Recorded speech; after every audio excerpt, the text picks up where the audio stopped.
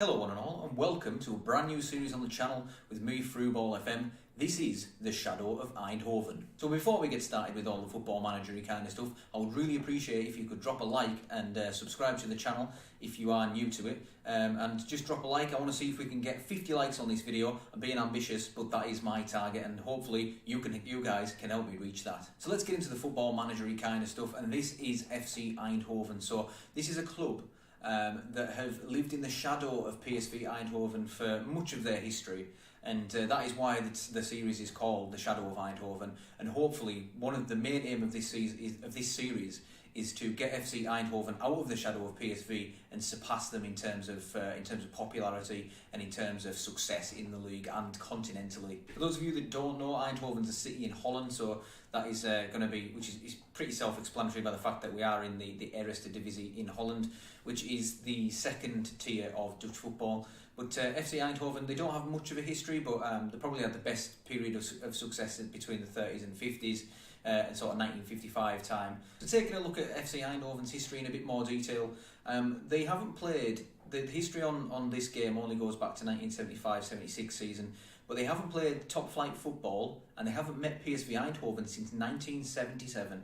So that's another one of our challenges, just to get FC Eindhoven back up into the Eredivisie where they probably feel they belong. And last season they finished 12th. With having played 38 games, won 14, drawn 5 and lost 19. So not a great record, and probably they're considered probably one of the lower teams in this division. But they actually finished second in 2014-15, so really unlucky not to get promotion there. Hopefully we can drive them forward from here. As I said before, they have won one Eredivisie title and a Dutch Cup known as the Toto KNVB Beker, for those wondering. But we actually play currently in the, like I said before, in the Kampioen Divisie. That's nice and easy to say. The second tier of Dutch football.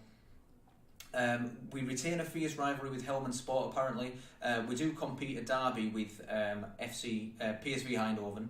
Sorry, between PSV Eindhoven and FC Eindhoven, which is called the Lichtstad Derby, which I believe is the City of Light Derby.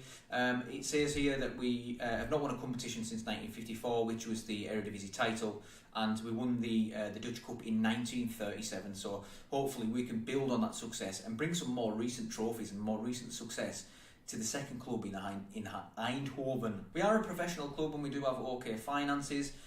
Taking a look at the squad, it's not a great squad. I've had a little look at it already. We do lack in certain areas. I've identified straight away, that right there, we've got 4 right backs, which is just remarkable, all of which are sort of similar ability. A good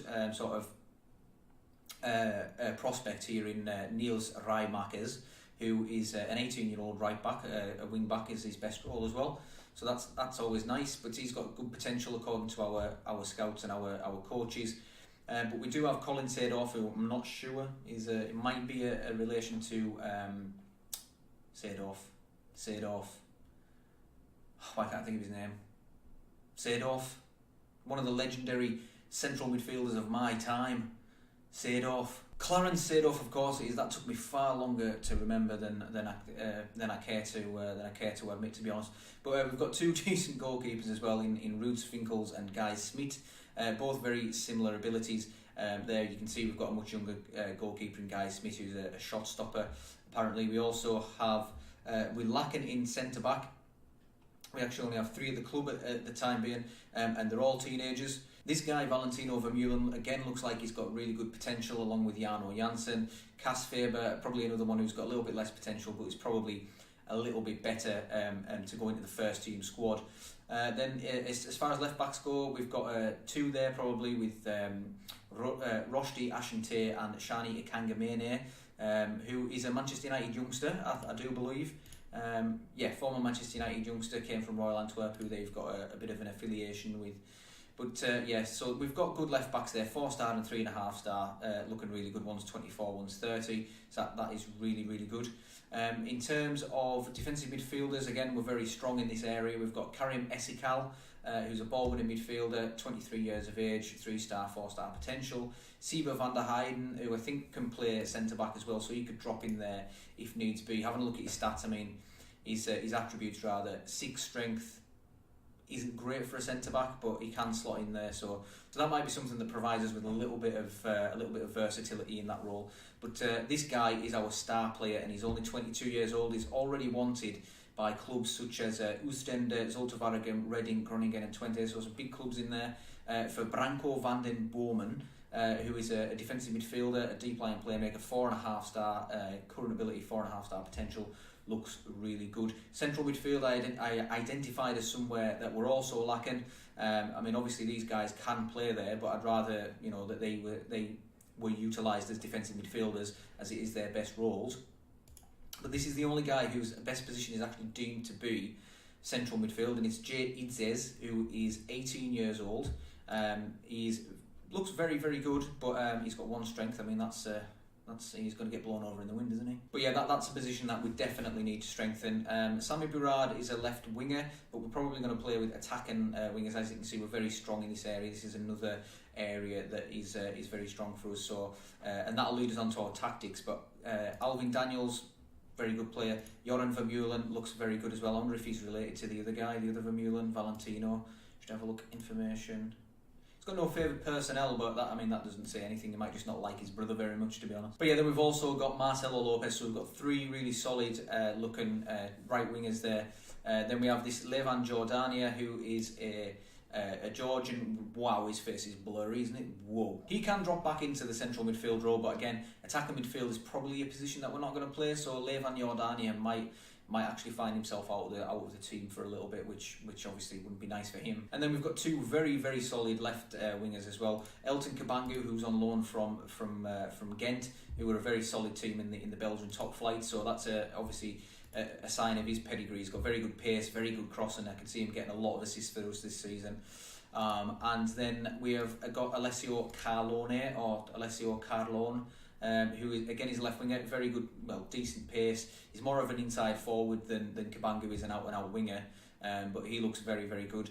Lacks a bit in the finishing department as an inside forward, but all of his other stats pretty much perfect for this kind of role, really.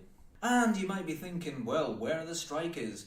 Well, the answer to that is there are none. We don't have any strikers. So, striker is a role that we're definitely going to have to strengthen in the summer, and I will catch you up on any transfers that happen in episode 2. But we'll take a quick look at the competition, and the division begins in 46 days, so you can see them right at the start of the season.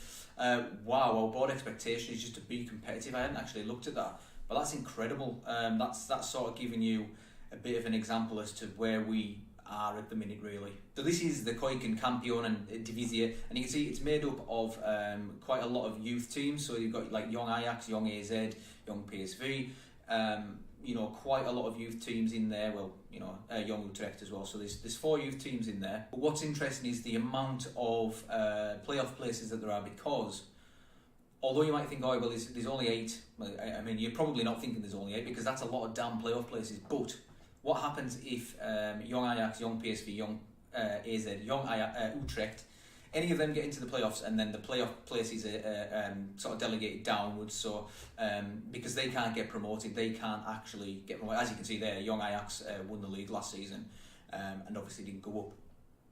So if one of them, for instance, if Young Ajax were to win the league, it would be second place that would get the automatic promotion spot, and then the playoffs would be pushed downwards. Or at least that's my understanding of it anyway. It's probably not even right, to be honest. We have actually got quite a strong team in this league in FC Twente. I assume they'll probably be favourites for the league. A team that won the Eredivisie not long back under the guidance of Steve McLaren, the Wally, with the Brolly. Taking a look at the season preview, and Young Ajax are actually favourites for the league, along with Young PSV and FC Twente are the first sort of team that aren't a youth team to be included in that, with Sparta Rotterdam, who have been in the Eredivisie not long ago. Same with NEC Nijmegen, Roda JC again, probably Go Ahead Eagles have been in there. Cambuur, I think, were in there not long ago. Volendam, we've got a lot of big teams in here, all of whom have been up in the top flight within the last sort of 10 years, I would imagine. But as you can see, it's not good reading for us. We're 200-1 outsiders for to win the league or even to get promoted is going to be a long shot. We don't have anybody in this team. Rafik Zaknini is in this league, which is just absolutely terrifying. He's at FC20, as we probably imagined, on loan from Fiorentina. Wout Brama is that as well. Yeah, he's a former Dutch international. He's been at 20 for years. If I do well, he had a little stint away, but he was at them beforehand as well. And this is Jorginho Wijnaldum's brother, I think. Giuliano, his left back for Sparta Rotterdam. Anybody else? He had a stint in England, didn't he? Lars Veldwijk. Yes, he did. Nottingham Forest, didn't play many games, but scored a lot of goals in the Eredivisie for Excelsior. Sorry about that, but yeah, we are actually, massive outsiders for this league, and I think it's going to be a bit of a struggle for us this season. Actually, looking at our squad, I thought, we've got a bit of a chance of doing something this season, but I think if we can get anywhere, be competitive is sort of a very, very scary expectation for this season from our board, who don't even think we're gonna get anywhere near mid-table, which is quite scary. Now, this is the tactic that I'm probably going to go with. The reason being is that we are strongest probably on the wings. We've got really good fullbacks, so obviously the wing backs there. It's a wing play tactic. It's a 4-1-2-2-1 formation, or a 4-1-4-1 DM wide, as Football Manager so eloquently likes to put it.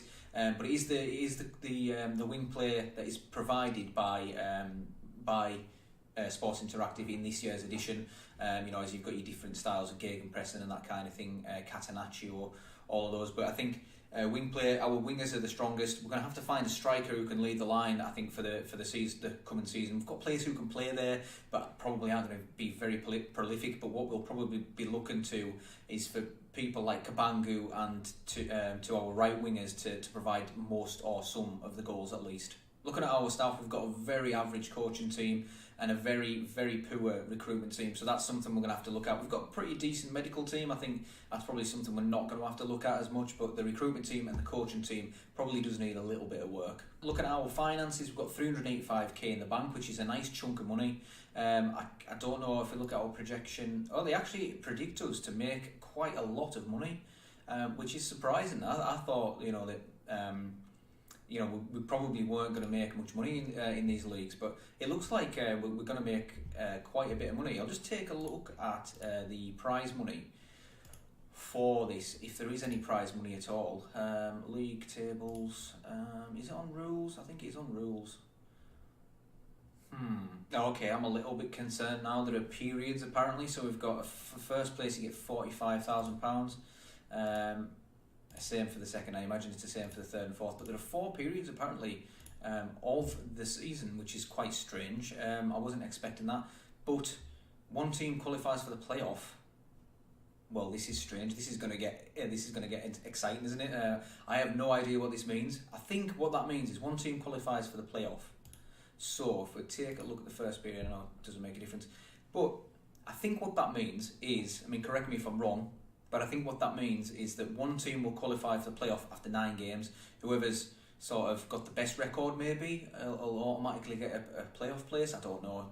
Somebody will have to probably explain that to me. I have no idea what's going on here. So what I'll do is I'll complete all the pre-season stuff, make some transfers, hopefully, if we can find anybody suitable enough. We definitely need a striker, maybe 2 strikers probably, actually, maybe even 3, maybe 2 and a backup. And possibly... quite a few central midfielders as well. But what I'll do is I'll play all these friendlies behind the scenes, get the team used to the tactic, do all the pre-season stuff. You know the drill. People who played Football Manager before. But then we have. I will come back for this game. It is the first game of the season against Young PSV. So it is kind of a derby. I think. It's at De Heergang, so it's away from home. But it's strange that we're going to be in Eindhoven for our first game and not be at home, but that's going to be a crazy game to start our game with, a very tough game to say the least. But that does bring me to the end of this introduction video for the Shadow of Eindhoven. I hope you're really excited for it, because I know that I am. Obviously something I didn't mention was that hopefully Dutch clubs have got a really good reputation for bringing players through the youth systems. Hopefully I can continue to do that, and I think one of the aims of this save also is to continue to build the Netherlands to be a quality nation and a powerhouse within the European stage. I hope you've enjoyed it. If you could drop me a like, comment or subscribe, I would be most humbled. Thanks everyone for watching now, and I will see you in episode 2 for that season opener against young PSV. Bye bye!